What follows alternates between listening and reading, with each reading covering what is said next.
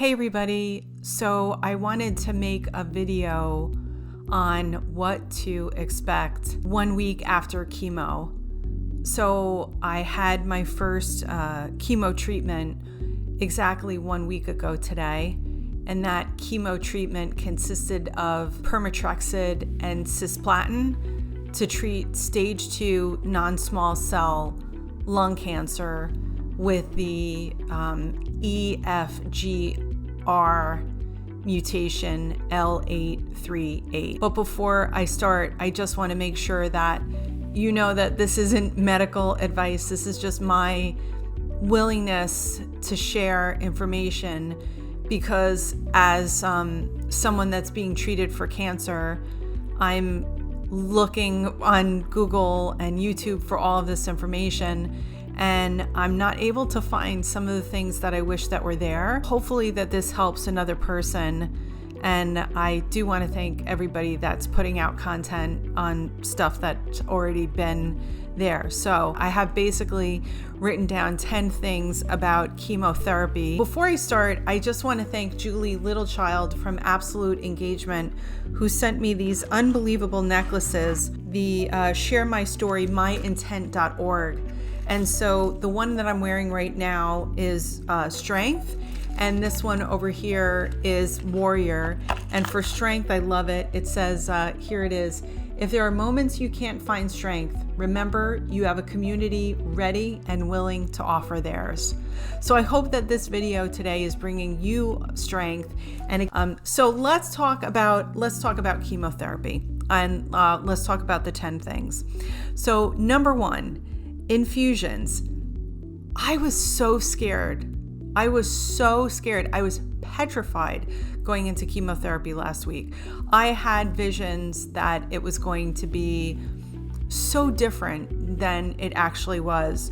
So number 1, if you do have chemotherapy, if chemotherapy is part of your treatment, part of your pathway, it's not something that you need to be afraid of. So don't use your energy and your anxiety to stew over something that you don't need to fear. Actually, it was a very positive experience. It was well organized. It was well thought out. I felt very comfortable. It was friendly. It was social. There's people there, and it's not like you're walking into a morgue. So I'll talk a little bit about what that experience looks like in a second. But number 1, chemotherapy is not something that you need to fear. So don't be freaked out like I was the first day of your infusion, okay? Number 2, the importance of pre-labs. So I didn't really understand how all of this stuff worked. And so before you go to chemotherapy, they're going to send you for lab work a couple of days before. And what that lab work is going to do is look at all the different levels in your blood to make sure that you're actually healthy enough to go through chemotherapy, because it puts a lot on the system. Make sure that when you schedule your chemotherapy appointments, that you're also scheduling your pre-labs. And again, not something that you need to be afraid of. It's just like a regular blood check. So you go in, there's lots of people waiting there. And in my case, you can find your chemotherapy and your lab work can be in 2 different places. So in my case, my chemotherapy is being done at UPenn, and my lab work is done at a satellite office right here in Yardley, Pennsylvania. So your pre-labs do not have to be the actual place where you get your chemotherapy. Your oncologist will want to check and make sure that certain levels are intact. And again, that's for your benefit. Number 3, and this is the good part, it's somewhat social. There's a lot of nurses, there's a lot of activities, people going in and out, but especially the nurses. And at UPenn, at Penn Medicine, they were fantastic. I even took a selfie with her. Her name was Christine. I loved my nurse practitioner. She took such great care of me right from the beginning of my arrival. She greeted me like as if it was like a little mini hotel. she was so nice and immediately asked me if I needed something to drink, if I needed something to eat. They actually give you drinks and snacks. So I did have cranberry juice. That was it. I didn't have anything to eat, but I could have. They have some other snacks. And she just made sure that throughout the experience, because you're there for a pretty long time. In my case, it was 7 or 8 hours. You know, you're there for a long time. And she wanted to make sure that I was comfortable, and she did the whole time. Okay, number 4 is that it takes long, right? I told you I was there for 8 hours. Here's what I didn't know that I wish that I knew about chemotherapy before I started. I didn't understand why it takes so long, and part of the reason that it takes so long is because they're not only giving you the chemotherapy drugs, but they're also giving you the saline solution. They're making sure that your body's filled with fluids. They might be giving you a anti-nausea medication, extra magnesium, and the chemotherapy drugs, some take longer to administer than others. And again, part of that is for our protection and our benefit. So you have an IV that has lots of different fluids. It's not that your chemo drug takes that long. It's all of the things in addition to your chemo drug. That's why it takes so long. And you need those other things. You need the fluids. You need the anti-nausea medication. Number 5, how it works.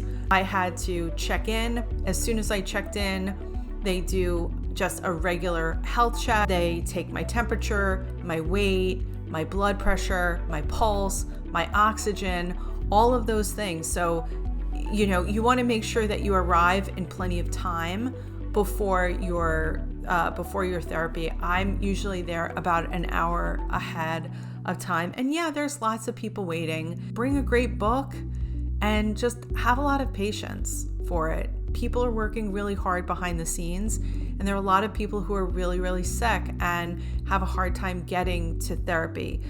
Number 6 is the importance of making the space your own.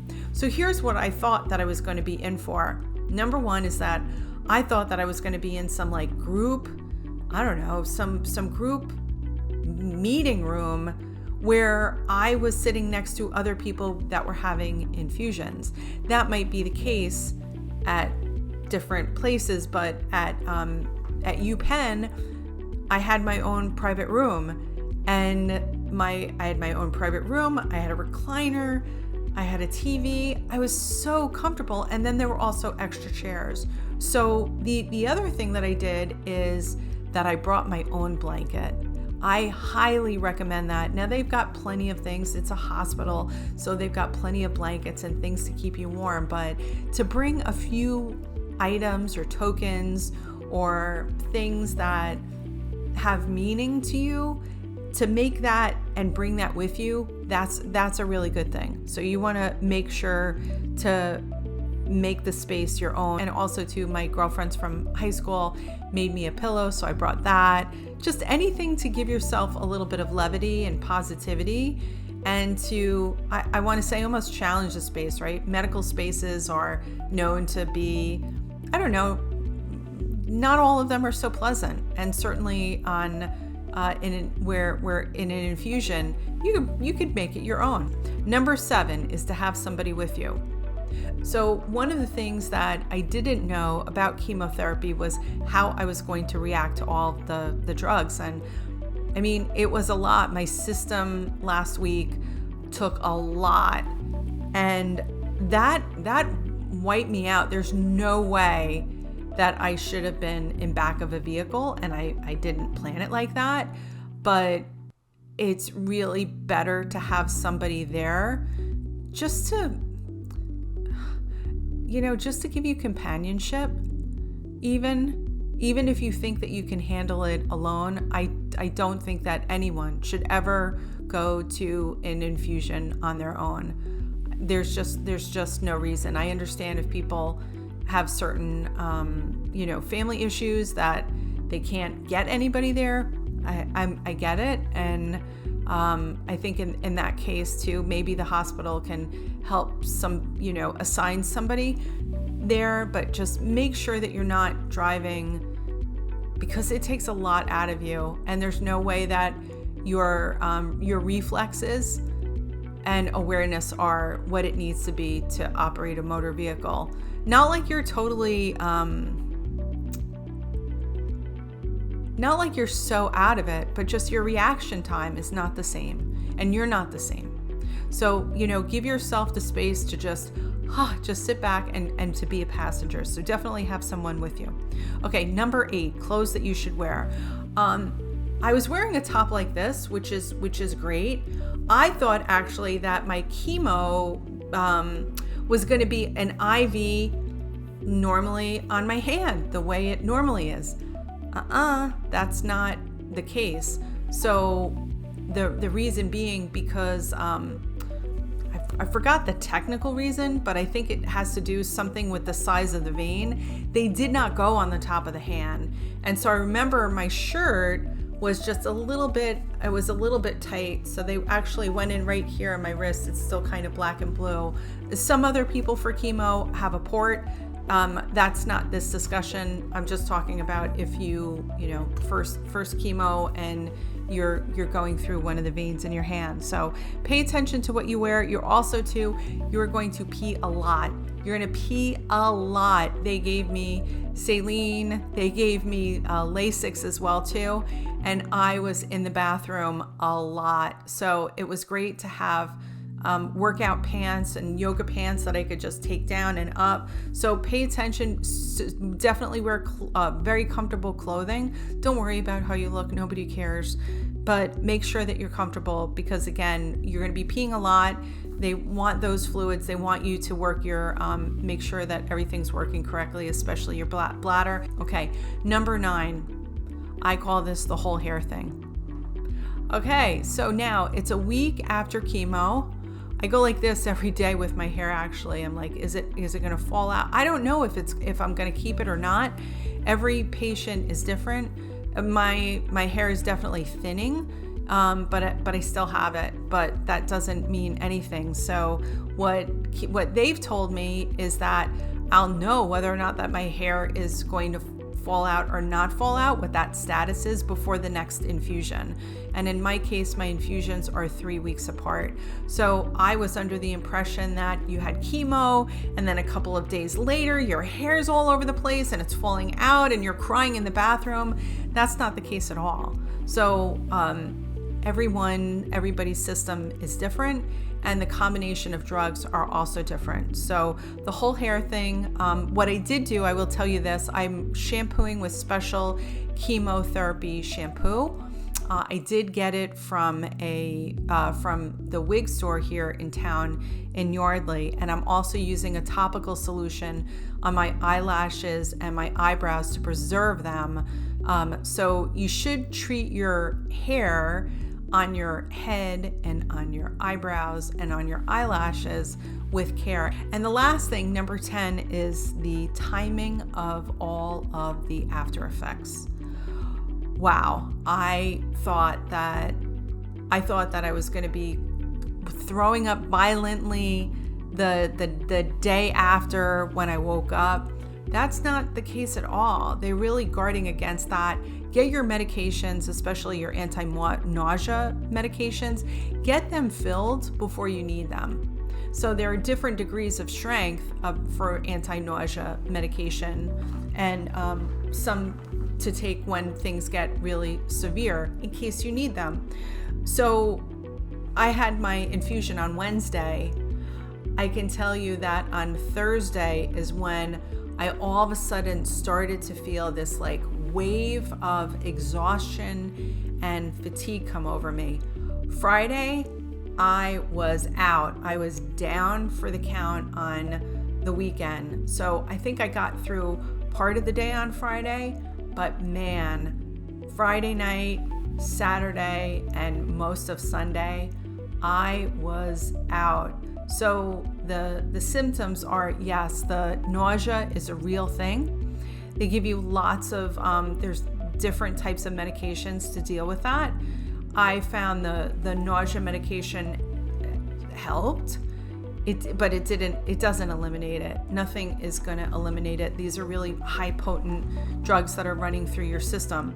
What does help it is for me personally, just to stick with really bland foods. I had toast and then cereal. Dry cereal and toast. I mean, just super, super bland food. Even the thought of some foods made me feel violently ill. So it's a very strange kind of a feeling. So those after effects, they don't hit you when you're right there getting the infusion. It's something that like 48 hours, like anywhere from like 24 to 48 hours, and then just be ready for it. I would say ideally to be home so that you could get in bed, or you can get on the couch, or you can lay down. Definitely you don't want to be driving after an infusion, like until you're okay. So in my case, I got treated on a Wednesday.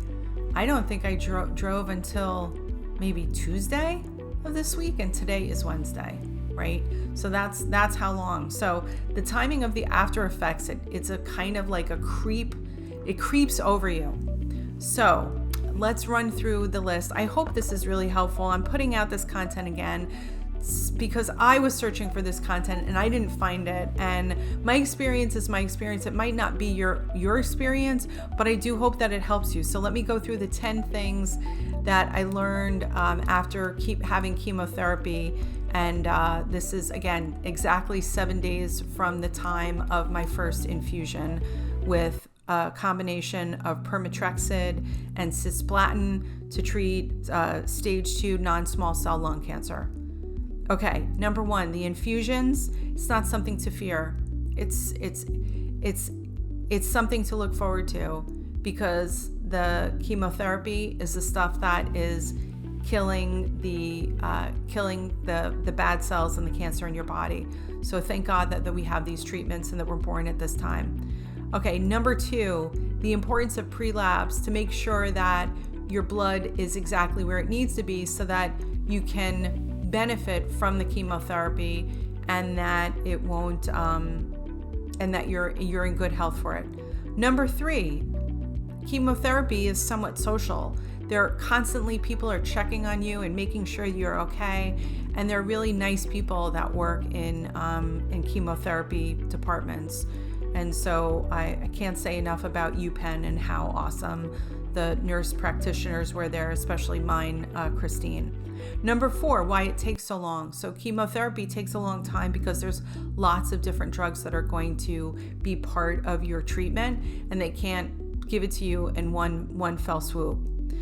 Some of those are chemotherapy drugs, and some of them are saline solutions, additional vitamins, and things like that. Number 5, how it works. It's regulated, it's efficient, it's organized. You can eat and you can drink actually while you're having an infusion. Number 6, the importance of making the space your own. Bring pillows, blankets, just make sure that you wash them when you get home. Anything that makes you feel warm and cozy over there and makes your spirits lift. Number 7, have somebody with you. There's no way in hell that you should be driving after an infusion, not only that day, but for like 5 days later. You just can't. It's just not something that's good for you. So make sure to have somebody with you at chemotherapy and then subsequently after. Number 8, clothes you should wear. Make sure that you're comfortable. You're going to have to pee a lot, and that they're also going to have to look for the IVs. So having a shirt where you can roll up the sleeves quite easily on both sides is ideal. Number 9, the whole hair thing. You may or may not lose it. You won't know. It's not something that's going to happen instantly. Your hair might just thin. Everybody's reaction is different, and all of the combinations of drugs are different. And number 10, the timing of after effects. The effects from chemotherapy some of them you don't feel right away. Some of them you don't feel for 48 hours. The effects are severe, not severe enough that you need to rush to the hospital, although you do have to monitor your temperature. You do have to make sure that you're drinking plenty of fluids because you want to flush the stuff out of you. But the timing of the after effects is not something that happens right away. It is like, it's a gradual thing. And one of the things that I have a chemo journal. So they want you to journal what your reaction was on day 1, morning, night, 2, 3, 4, 5, and so on. So make sure you do that. So there it is, 7 days after chemotherapy, my first chemotherapy. I hope yours goes well, and I hope that this video helped to clear up a lot of the misconceptions that at least that I had. And I wish you well on your treatment, and God bless you, and I'll talk to you soon. Take care. Bye.